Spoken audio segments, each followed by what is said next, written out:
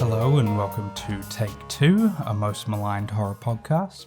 This is a show offering critical analysis and contextualization of the horror films of the early 2000s. I am your host, Macaulay Elijah Quinn. I am a filmmaker and film critic, and on today's episode I'll be discussing with you March 2000's Cut, Australia's own take on a post-Scream slasher film.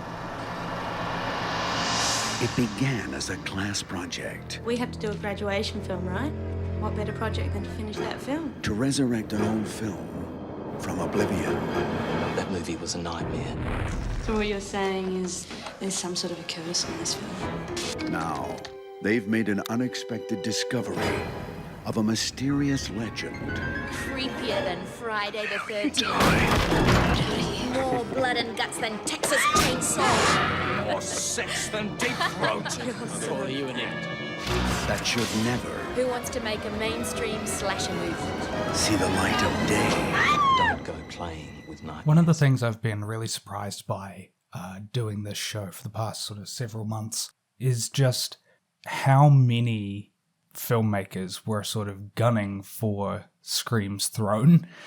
I knew that Scream changed the landscape of horror films when it came out. I knew that there was a lot of people trying to imitate that same sort of metatextual, self-reflexive style that Scream had sort of pioneered. But I didn't realize just like how sort of widespread it was. I certainly had not realized that even filmmakers as far away as Australia were trying to imitate this same style.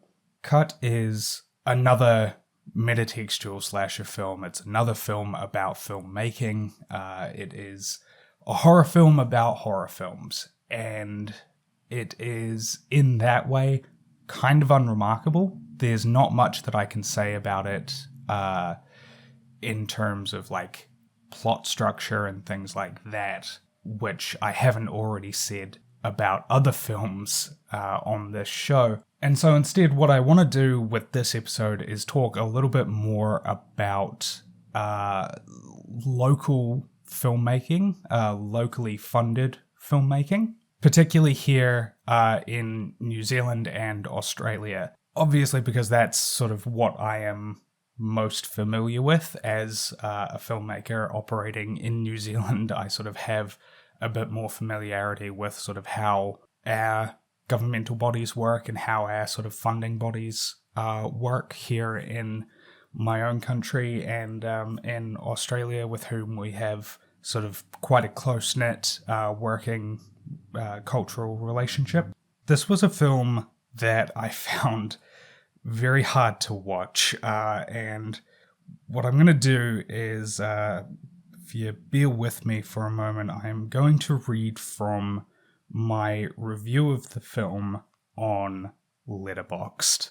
I will apologize in advance. I understand that reading from one's own written work is a little bit sort of hack, but I wrote this review immediately after having finished the film, and it really does, I think, sum up my feelings on the film quite well.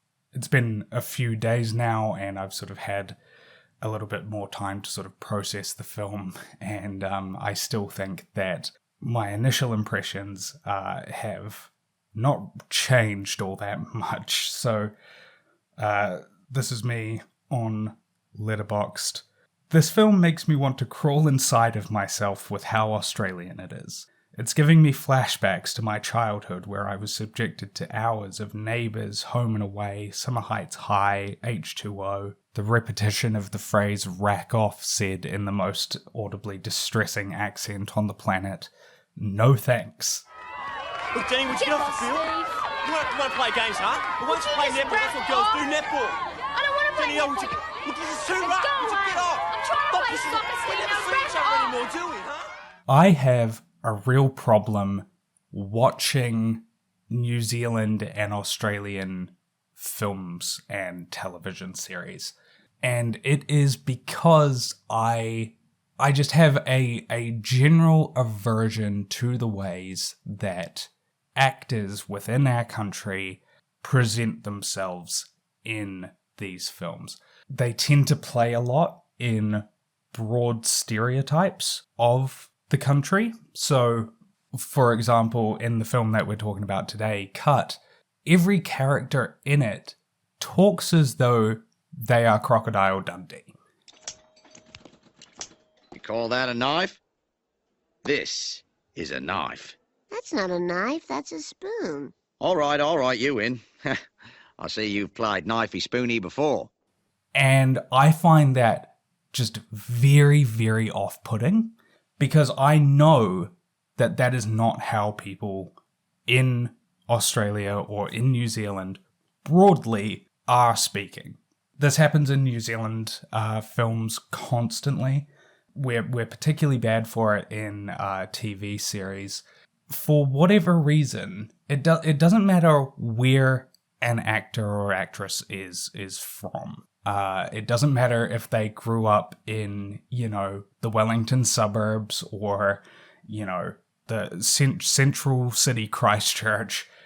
Whenever they step in front of a camera, they suddenly start talking in a way that is just like so overplayed and like so stereotypical for what people imagine our accent sounds like. It's really fascinating working behind the scenes on films and TV series and things like that, because you can see it happening in real time. You have actors and actresses who you're like interacting with behind the scenes, and you'll be, telling them about, okay, this is the scene that we're going to be doing, and here's your motivation and things like that. And they'll be there, they'll be talking to you just in, their normal voice. And then they will step in front of the camera and suddenly their foot rot flats. And it's like, where does that come from? What is happening? You don't talk like that. That's not your voice. No. You never let it bounce, mate. You got to take it on the full. Come on, then. Show us, Mr. Footrot. Teach me to, Uncle Wall. Okay. Yeah, I'll give you a few pointers. Okay, now watch this. It's going to be a high up and under. Hey, Wall. Will it come down with snow on it? Yeah, probably. A lot of it, I think, comes from the fact that a lot of the actors and actresses that get pulled for locally sort of shot work, locally funded content, most of the time they're going to be amateurs. You're not working with people who are used to being on camera all day, every day. They're learning how to act at the same time that they're giving their performance. And so a lot of the time you end up with these like really overtuned sort of stagey performances. And personally, I just find that really difficult to watch, really difficult to engage with. It pulls me out of the work immediately. It makes me so aware of the fact that I am watching a film. And that's not like, that just isn't what I want. When I am watching a film, I want to be fully engaged. I want the film to draw me in. And when every character is Steve Irwin, it's really difficult for that to happen. This problem is all over Cut. From like the moment the film starts, everybody is talking in the most like overplayed accent imaginable. The funniest example to me is the film stars Molly Ringwald as a Hollywood actress. She was born in Australia and she has left the country. She's made it in Hollywood, and this script, this project sort of comes across her desk and she's asked to co-star in it. And she is in her like swanky Hollywood, like LA mansion up in the hills. Her Hollywood agent comes over, and he's just, he like approaches and he's just like, oh, g'day, like, crikey, it's ridiculous. It's so absurd. I cannot believe that this was like what they chose for this guy who supposedly is like from LA, and he's just there being like, oh no, like Chloe. it's absurd. It's absolutely, and it's like, it's so amateur. It's like, you know, when I am by no means the best filmmaker in the world. You can find my work. It's up on YouTube, and it's like, you know, it's okay. I think that the actors give like really solid performances in it. But one of the things that I am sort of always pushing on my set is you are acting. You are not playing. You are not putting on a voice. You are not like, try to make it real. Try to make this as true to life as you can. And I think that's like that they're not employing that same sort of critical eye to a work that is going to be like in theaters is just like, it's ridiculous to me. As well, there's this issue that I have with filmmakers in our two countries seem to think that they're really, really good at making comedies. Incorrect. Just, I would say broadly, that just is not the case. The humor in our countries is just, it's so broad. The humor is just like, it tries to be really absurdist. It tries to be really, it tries to be really wacky. That's the word that I want to use. It's really trying to appeal to absolutely everybody. And so it ends up having that opposite effect where it doesn't appeal to anybody, or at least it doesn't appeal to me. I know that I am wrong about this. This is a take that I have. This is an observation that I am making that is not backed up by the opinions of the general populace, because otherwise these works would not continue to be made, right? Like, New Zealand in particular tends to fund two types of video art. Either biopics, like biographies of local figures, important like cultural figures within our country, or comedies, like broad comedies. You know, New Zealand's most like internationally successful film is, I believe, Taika Waititi's Boy. It's either Boy or Hunt for the Wilder People. Ricky Baker, now you are 13 years old. You are a teenager and you're as good as gold. Ricky, this is Heck. You can call him Uncle if you like. No, I can't. Lola told me to tell you that you should give me something to do. Is there anything you want me to do? Yeah. Leave me alone. Cool. So I understand that like these films obviously appeal to the vast majority of audiences. But man, I find it so difficult to watch. I find it really cringeworthy. As I said in my review on Letterboxd, it makes me want to crawl inside of myself. It makes me want to like tear my skin off. Like, I just cannot fuck with this, like, broad humor and, like, these like, broad stereotypes that these films play in. And Cut was just such a difficult watch. I had a really hard time watching Due on the Curse, and I talked in that episode a bit about why, about sort of like how much it sort of affected me, how much, like, how scared I was watching the film. I had an equally hard time watching Cut, but for completely the opposite reason. Like, it was so generic, it was so paint by numbers that I found it, like, physically repulsive. I had to pause the film at multiple points because, like, characters would make a joke and I just, like, would recoil in my seat. Like, I just, get this film away from me. Like, I found it just so unappealing. I never want to see this film ever again.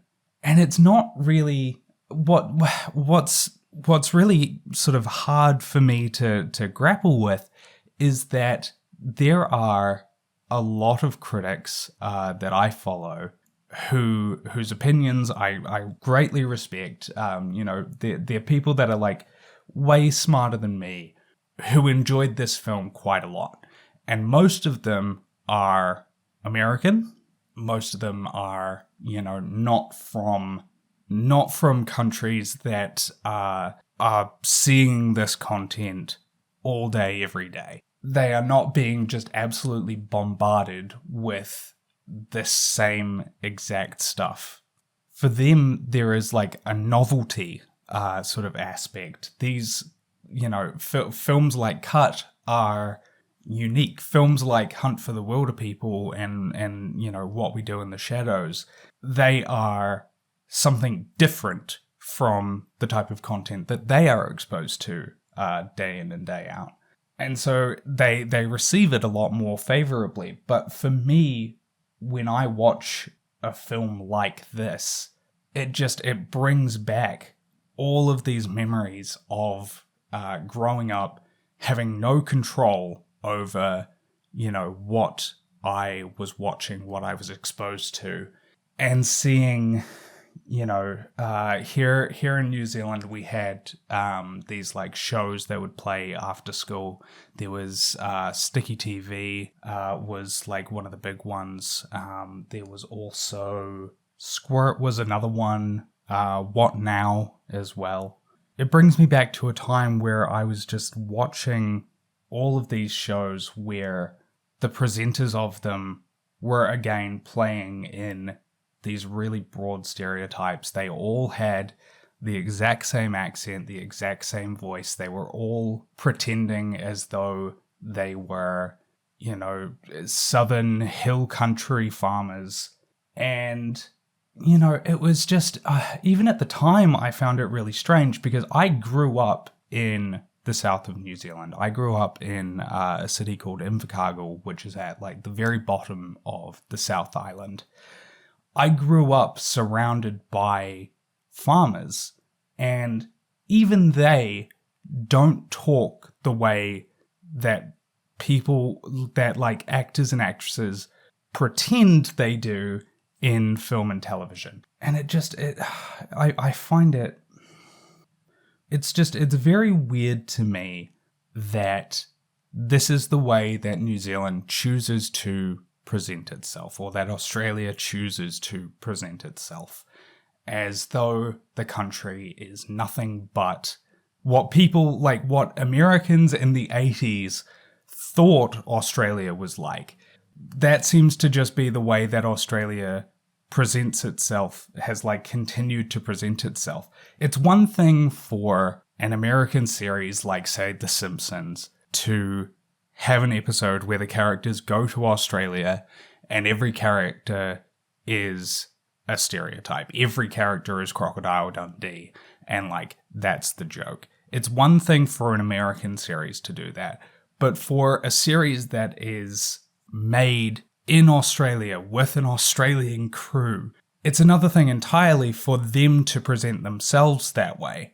I don't know why it continues to happen. I don't know why in New Zealand everybody pretends as though they are like down-home country folk, regardless of like their actual backgrounds.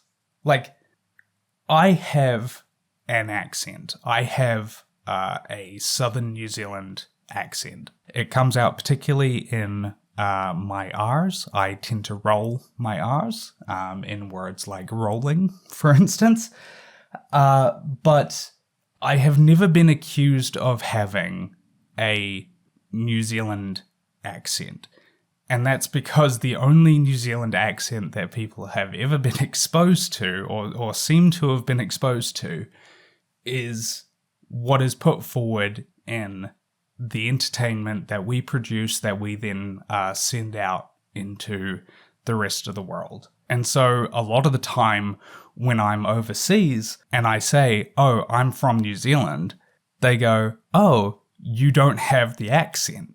And it's like, no, this is just what we sound like. You know, this is what all of my like friends and family all sound like. Everybody that I've ever went to school with sounds like this. Ultimately, I don't really have much of an answer for why this is. I could speculate. I know, for instance, that the New Zealand Film Commission, when they are looking at what projects to fund, they look for content that is like specific to New Zealand, or has, if you're looking for a grant to make your movie, then it has to contain a certain amount of like New Zealand content. And so I wonder if maybe a lot of this is coming from on high, whether the producers are saying, hey, we need to make it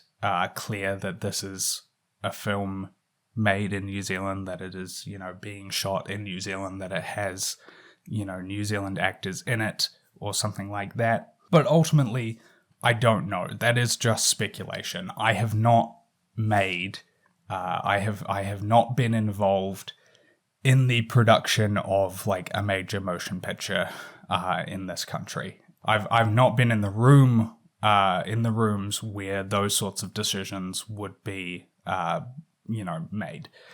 And so all I can do is speculate. All I can do is give sort of like my best guess as to why this might be. I think that will do it for today's episode. Thank you very much for listening.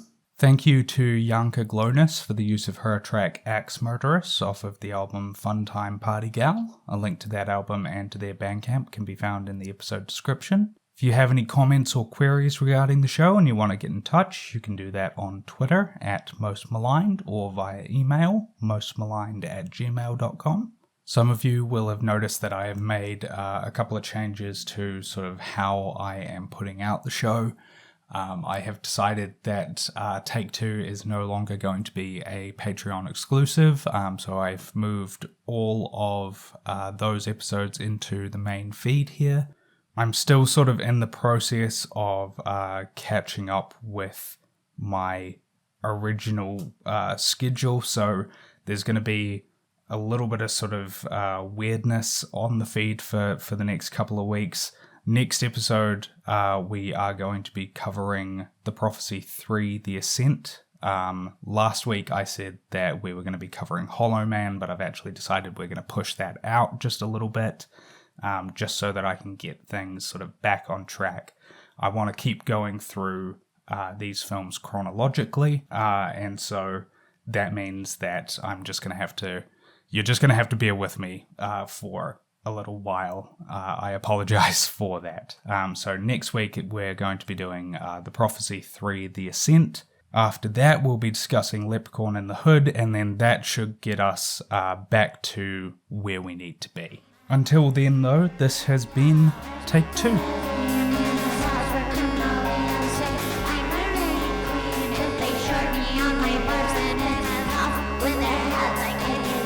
To the fires.